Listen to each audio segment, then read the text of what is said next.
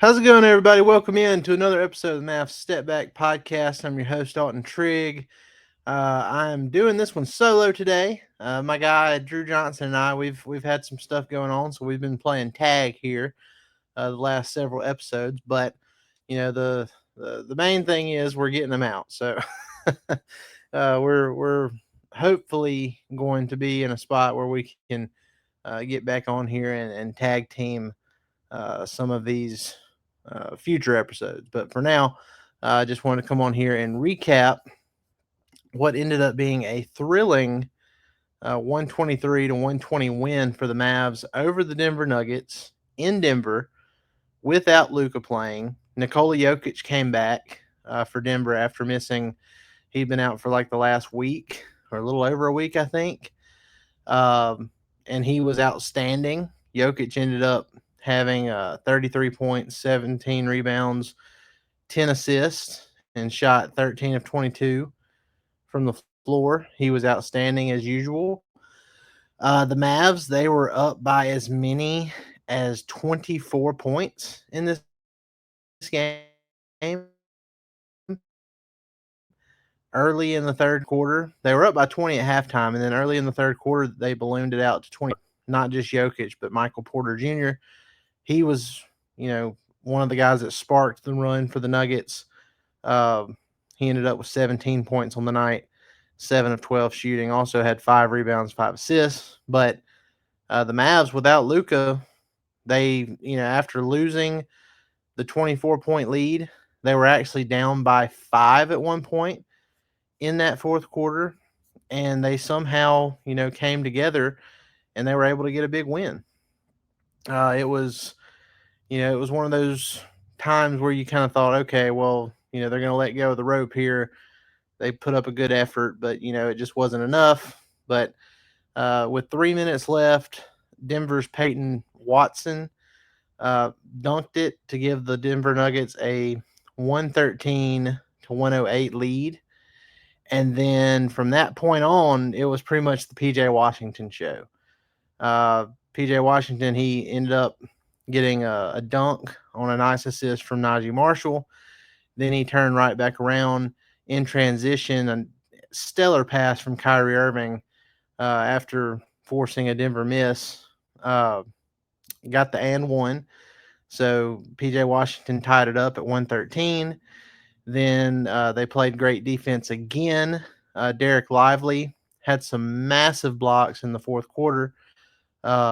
He ended up blocking Russell Westbrook with about a minute 20 left, and then Quentin Grimes got the rebound and got fouled, and then he hit both of his free throws to give the Mavs a 2-point lead. And then PJ Washington gave the Mavs a 4-point lead, 117 to 113, after another layup with 49 seconds remaining. And after, the Nuggets made it interesting, Jamal Murray hit a 3 with 10 seconds left to make it 119 to 118. Kyrie Irving hit a couple free throws, and then PJ Washington hit a couple free throws to ice the game, essentially. It was 123-120 with 3.1 seconds left. The Nuggets tried to throw a full court pass to Jokic. PJ Washington intercepted that pass, and the Mavs ultimately got the win. So, huge win. The Mavs, without Luka, they've now won in OKC and in Denver, which is crazy. Two really hard environments to go into and get a win, regardless of, if you have your star or not. And they were able to pull together and get the win without Luka. And don't look now, but after falling to 5-7 on the season, the Mavs have strung together 4 consecutive wins, and 2 of those have been without Luka. So they're getting it together. The role players are starting to play much better than they were early on in the season. They're starting to build some chemistry, and it's nice to see. I mean, when Luka isn't in the line, this team has defensive capabilities whether Luka plays or not. You always wonder how the offense is going to fare because Luka takes up such a big chunk of the team's overall offense. and they have been just fine. In Denver, in the first quarter, uh, Dallas scored 33 points in Denver, and they scored 40 points in the second quarter. They they had 73 points at halftime. 73 to 53 was their lead. So it was really nice to see. Very refreshing. They showed some character too. I mean, obviously, you'd like to see them hold on to that 24-point lead, but after they blew that lead, went down by 5 with 3 minutes left, and then to still come out on top, that shows a lot of character. It shows, the willpower not to give up.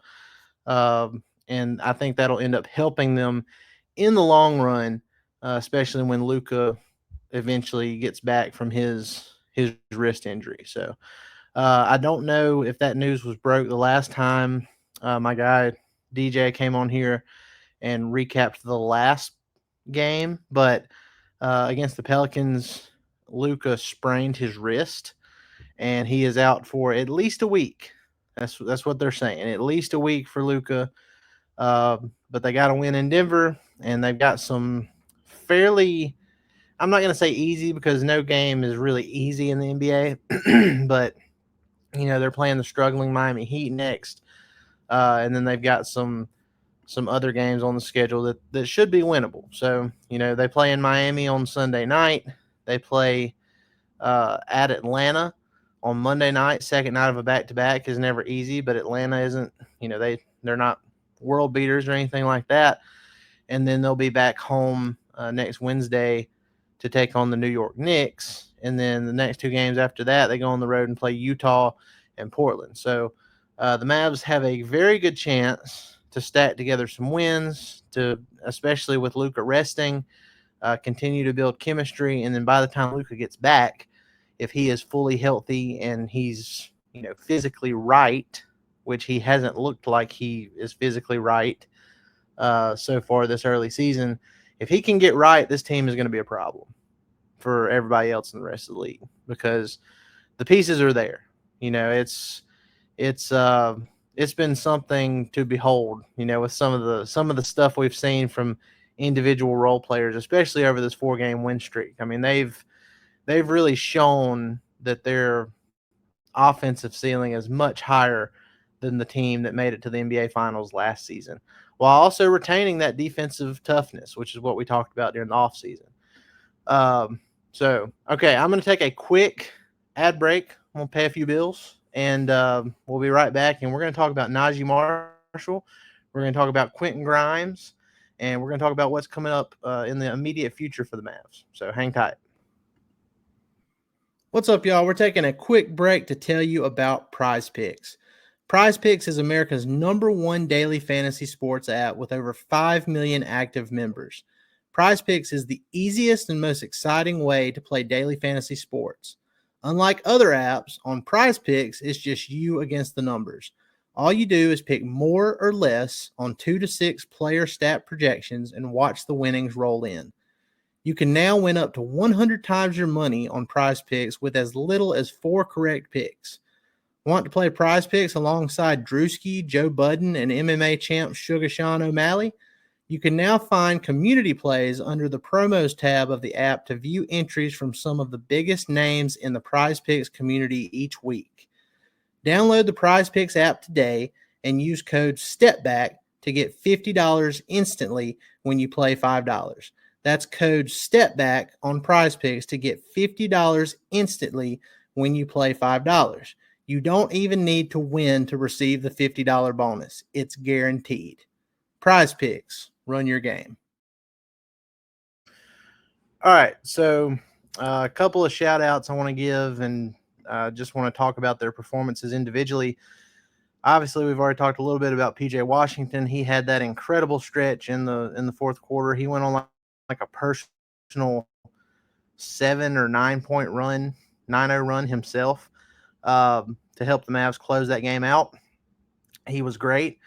He had that 27 point, 17 rebound game in OKC without Luka to help the Mavs get the win. And in Denver, he ended up with 22 points, 13 rebounds, 3 steals, and an assist. So PJ Washington continues to be great. for this Mavs team. Very aggressive, especially in the post. Like I love how he's confidently, calling for the ball down low and making confident, decisive moves. Uh, you know, just getting to the rim at will. He's got pretty good touch around the basket. The 3-point shot still isn't falling at the rate we'd like to see for him, but still 8 of 15 overall. Hit six of his 7 free throws, and then playing bulldog hard nosed defense. So lots of good stuff out of PJ Washington. He has really stepped it up, and it seems like you can just tell he's much more comfortable offensively this season than he was last year after he got traded from the Charlotte Hornets to the Mavs, because you really don't have that much time after a trade to get acclimated to your new team. It was kind of a seamless fit, especially on the defensive end, and he was a huge piece for them, a huge help, getting them to the Western Conference Finals and then the NBA Finals last season. But you could just tell he wasn't as comfortable offensively, aside from that uh, Oklahoma City Thunder series. So great seeing PJ, you know, get comfortable and doing his thing, and he's going to be a big piece for this team going forward. It was great to see him show out in Denver and help the Mavs get a big win. Naji Marshall, the knife, just 26 in 26 minutes off the bench. He had a career high 26 points in this game, to go along with 1 rebound, 1 assist, 1 steal. So he didn't do much aside from score off the bench, but man, did he do a great job with it. Hit 3 of his 4 threes. One of them was like a miracle heave type of three that you just kind of knew it was his night when he got it to go in.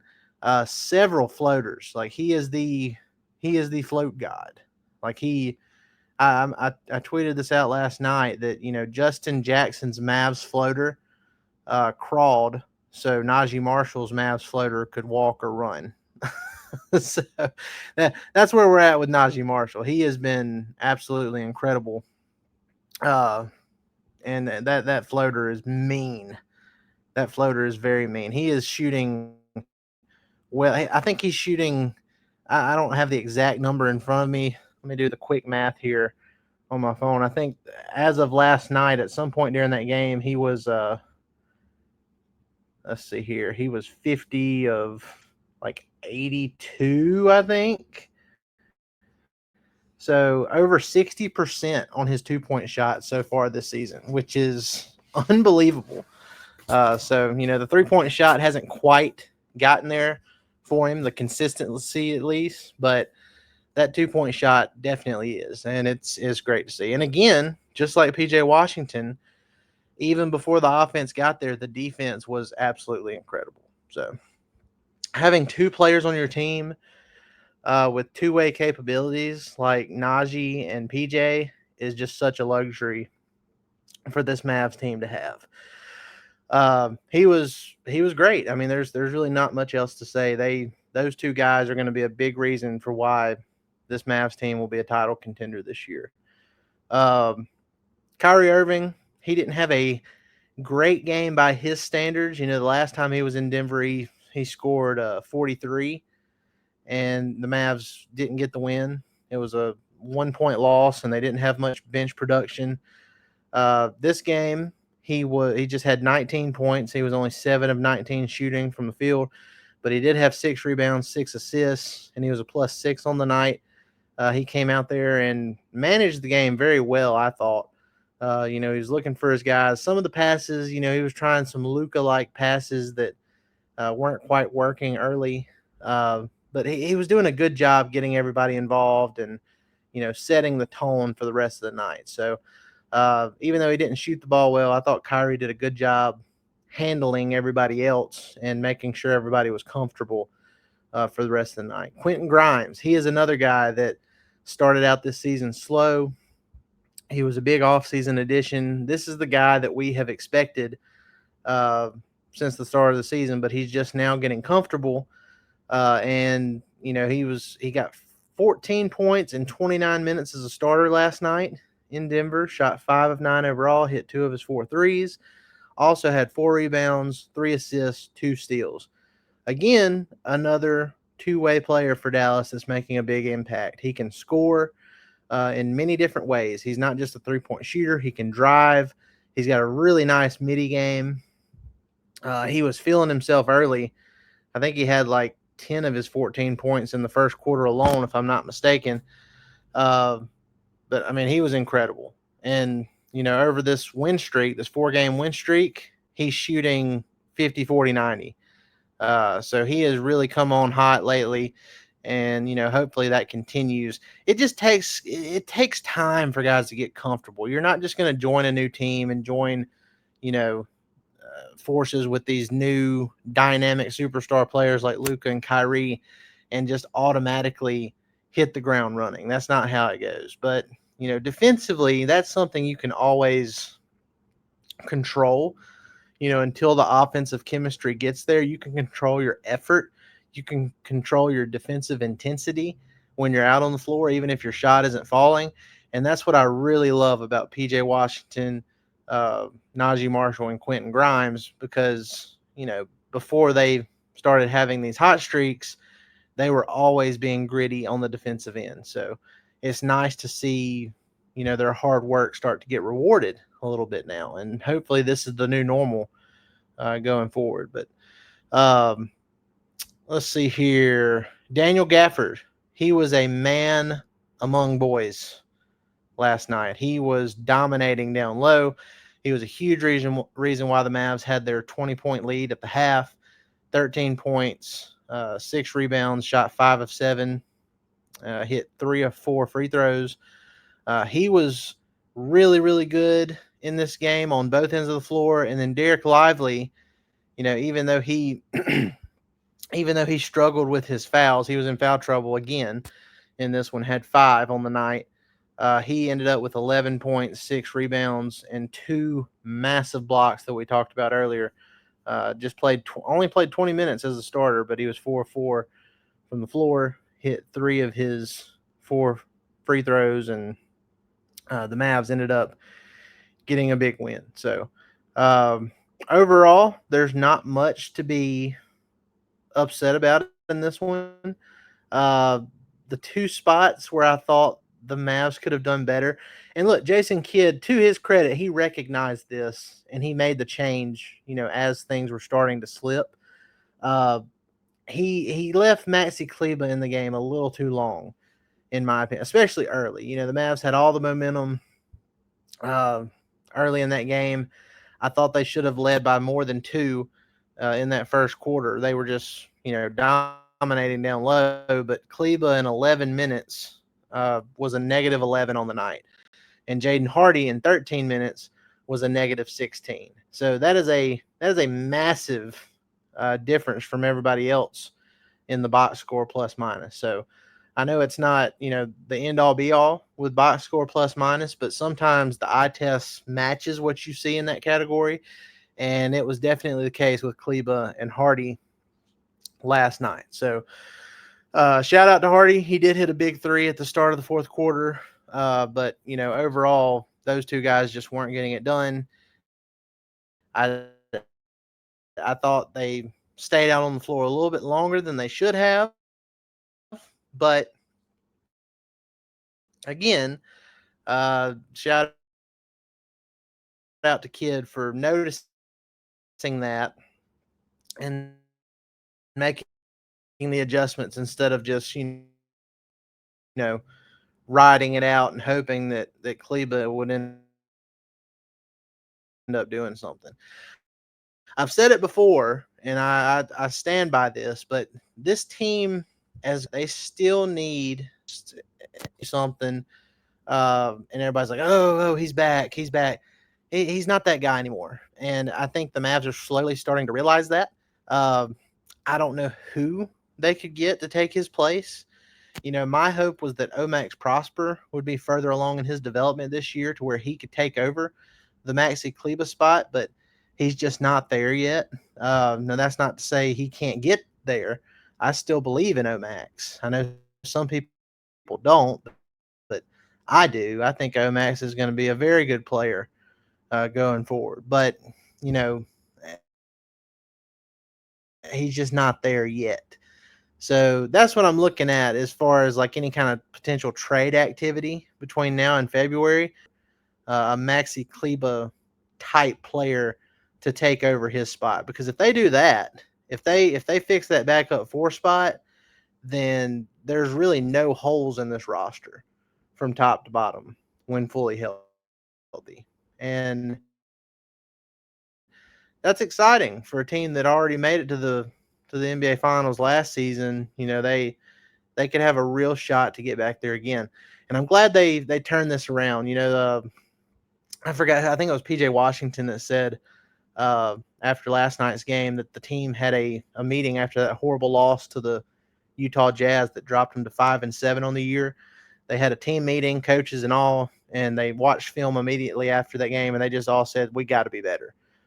So they took accountability. They, got back out there, brought the correct form of energy and effort, and they've gotten themselves back on track here. So, all right. As for the regular standings, the Mavs have pulled themselves up into a tie with the Phoenix Suns for seventh in the West, but the Mavs are technically in eighth place because they're losing the tiebreaker to the Phoenix Suns currently. So uh, they're also tied. They're only 3.5 games back of the one seed in the West. So still early. I mean, I know it was looking bad when they were 5-7, but 4 consecutive wins that'll make up a lot of ground in a hurry. And 3.5 games is not insurmountable. I mean, especially with the schedule they have coming up. So over the next 5-6 games, we'll see how much they can eat into that. I would expect them to get up around probably the fourth or the fifth seed over these next couple of weeks. So, guys, look, we appreciate it. Y'all have a great rest of your weekend, and we will see you after the Mavs take on the Miami Heat on Sunday night. Y'all be sure to go like, rate, and subscribe on all your favorite podcast platforms and hit that subscribe button on our YouTube channel and leave a review on Apple Podcasts to enter yourself for a chance to win future giveaways. Thanks, y'all. Y'all have a good one.